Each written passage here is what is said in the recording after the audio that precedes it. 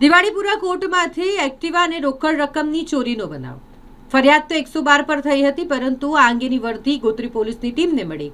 Gotri police સ્ટેશનની સરાહનીય કામગીરીનો આ કિસ્સો કહી શકાય કે જેમાં ગણતરીના જ કલાકોમાં ગોત્રી પોલીસ દ્વારા ચોરને શોધી કાઢવામાં આવ્યો. તેની પાસેથી એક્ટિવા અને રોકડ રકમ રિકવર કરી અને મૂળ માલિકને પરત સોંપવામાં આવ્યું છે.